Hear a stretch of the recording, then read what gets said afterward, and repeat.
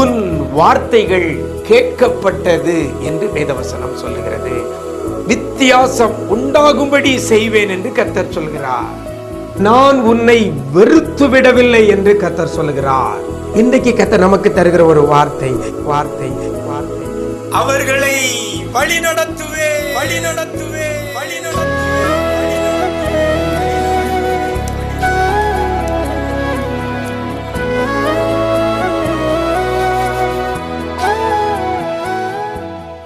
கிறிஸ்துவில் பிரியமானவர்களே, ஆண்டவரும் இரட்சகருமாக இயேசு கிறிஸ்துவின் ஈடு இணையற்ற நாமத்தில் உங்களுக்கு அன்பின் வாழ்த்துக்கள். நிஜம் தொலைக்காட்சியின் இந்த விசேஷித்த வார்த்தை நிகழ்ச்சி மூலமாக உங்களை சந்திப்பதிலே மிக்க மகிழ்ச்சி அடைகிறேன்.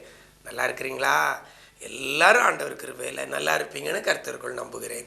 இந்த நாளிலும் கூட கர்த்தர் நமக்கு தருகிற ஒரு வார்த்தை எரேமியா தீர்க்கதரிசியின் புஸ்தகம் 31ஆம் அதிகாரம் 9ஆம் வசனத்தில் இவ்வாறாக சொல்லப்படுகிறது. அவர்களை வழி நடத்துவேன் என்று கர்த்தர் சொல்லுகிறார். வழி நடத்துவேன் என்று கர்த்தர் சொல்லுகிறார். எனக்கு அருமையான தேவஜனமே, நம்முடைய ஆண்டவர் உங்களை பார்த்து சொல்கிறார், வழி நடத்துவேன்.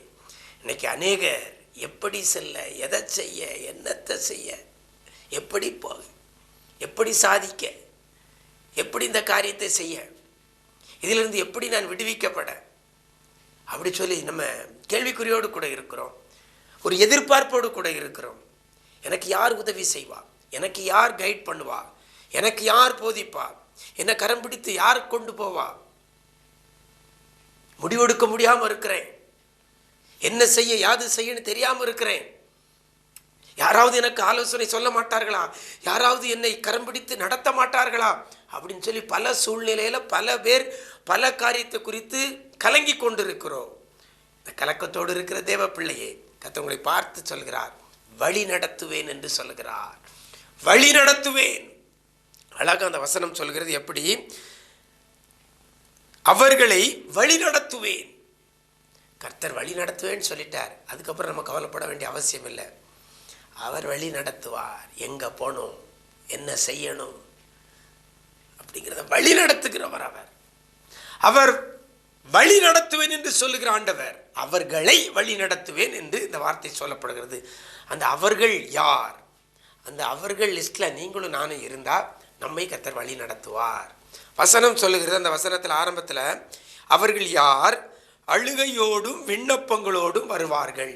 யார் அழுகையோடும் விண்ணப்பங்களோடும் வருகிறார்களோ அவர்களை வழி நடத்துவேன் என்று கர்த்தர் சொல்லுகிறார்.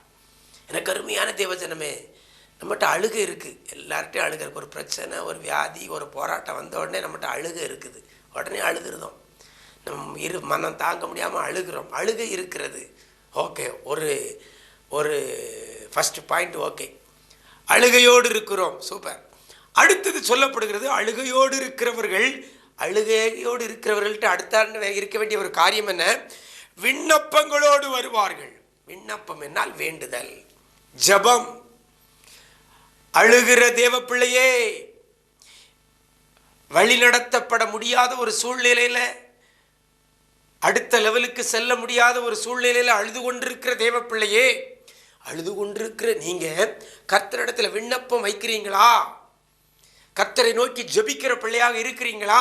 அப்படி இருந்தா கர்த்தர் உங்களை வழி நடத்துவார். அழுதா மட்டும் அவர் வழி நடத்திட மாட்டார். அழுகையோடும் விண்ணப்பத்தோடு வருவார்கள். அவர்களை வழி நடத்துவேன். அப்படின்னா நம்ம அழுறது மட்டுமல்ல, விண்ணப்பம் இருக்கணும். அன்னாளுடைய சம்பவத்தை நான் அடிக்கடி சொல்ற காரியம், அன்னாள் பண்டிகை தோறும் சாப்பிடாமல் அழுது கொண்டிருப்பாள். நல்லா கவனிங்க. அது அந்த வசனம் 1 சாமுவேல் 1 அதிகாரத்தில் அழகா நீங்க வாசிச்சு பாருங்க. வருஷந்தோறும் ஒவ்வொரு வருஷம் பண்டிகையில் ரெகுலரா இதான் நடக்கும். அழுதுகிட்டு இருப்பா சாப்பிடாம. அழுகையோடு வருகிறவர்களை வழி நடத்துவேன் என்று சொல்லல, அழுகையோடும் விண்ணப்பத்தோடு வருகிறவர்கள். ஆனால் இந்த ஆண்டு மட்டுமே, இந்த வருஷ பண்டிகையில் மட்டுமே அழுது கொண்டிருந்த அன்னாள், சாப்பிடாமல் அழுது கொண்டிருந்த அன்னாள் தேவாலயத்தில் போய் விண்ணப்பம் பண்ணுகிறாள். பார்த்தீங்களா? கர்த்தர் வழி நடத்தினார். அடுத்த பண்டிகைக்கு முன்னால கர்த்தர் ஒரு ஆண் குழந்தையை கொடுக்கிறதை பார்க்கிறோம். சில நாட்களுக்குள்ளாக அன்னாள் கர்ப்பவதியானாள் என்று அந்த 1 சாமுவேல் 1 அதிகாரத்தில் சொல்லப்படுகிறது. எனக்கு அருமையான தேவஜனமே, நீங்கள் அழுகையோடும் விண்ணப்பத்தோடும் கர்த்தரிடத்தில் வருவீர்களேயானால் அவர் உங்களை வழி நடத்துவார். அவர் உங்களை வழி நடத்துவார். அவர் உங்களை வழி நடத்துவார். கவலைப்படாதுங்க. அழுகிற தேவ பிள்ளையே, கர்த்தரிடத்துல வேண்டுதலை வைங்க, விண்ணப்பத்தை கர்த்தரிடத்துல வைங்க. தாவீது சிக்லாவுக்கு வரும்போது அழுகிறதற்கு பலன் இல்லாமல் போக மட்டும் அழுதான். அழுதுகிட்டே இருக்கல. அடுத்தது அவன் செய்த காரியம் என்ன? இருதயத்தை திடப்படுத்தி கொண்டு கர்த்தரிடத்துல வேண்டுதல் பண்றான். அந்த தண்டை பின்தொடரவா, பிடிப்பேனா அப்படின்னு சொல்லி வேண்டுதல் வைக்கிறான், விண்ணப்பம் வைக்கிறான், கேட்கிறான்.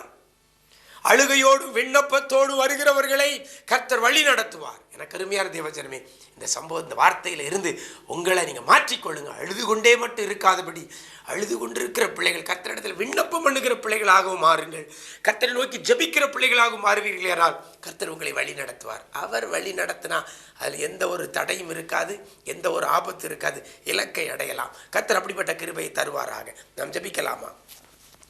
எங்களை நேசிக்கிற அன்பு நிறைந்த ஆண்டவரே, அவர்களை வழி நடத்துவேன் என்று சொல்லுகிற ஆண்டவர், இன்னைக்கு வழி தெரியாதபடி நிற்கிற பிள்ளைகளை என்ன செய்ய, யாது செய்யன்னு சொல்லி, எங்க போகன்னு சொல்லி விழி பிதுங்கி நிற்கிற பிள்ளைகளுக்கு வழிகாட்டுகிற கர்த்தராய் நீர் இருக்கிறபடியால் உமக்கு நன்றி செலுத்துகிறோம். யார் யார் அழுகையோடு விண்ணப்பத்தோடும் இடத்துல வருகிறார்களோ அப்படிப்பட்ட பிள்ளைகளை என் ஆண்டவர் நீர் கரம் பிடித்து வழி நடத்த போறதற்காக நன்றி செலுத்துகிறோம். தொழிலில் வழி நடத்துங்க, படிப்பு காரியத்தில் வழி நடத்துங்க, வேலை பார்க்குற இடத்துல வழி நடத்துங்க ஆண்டவரே, குடும்ப காரியங்களில் வழி நடத்துங்க, ஊழிய பாதையில் வழி நடத்துங்கப்பா. எந்த வழியில நடத்தணுமோ பிள்ளைகளை நீங்க வழி நடத்த போறதற்காக நன்றி செலுத்துகிறோம். கிருபைகள் பெருகட்டும். இந்த நாள் முழுவதும் இப்படி பிரசன்னத்துல மூடிக்கொள்ளுங்க. நன்மையும் கிருபையும் பிள்ளைகளை தொடரும்படி செய்யுங்க.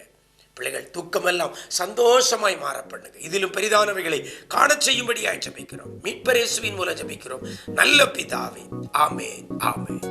பிரியமானவர்களே, அழுகையோடும் விண்ணப்பத்தோடும் கர்த்தரிடத்துல வாங்க, அவர் உங்களை வழி நடத்துவார். God bless you.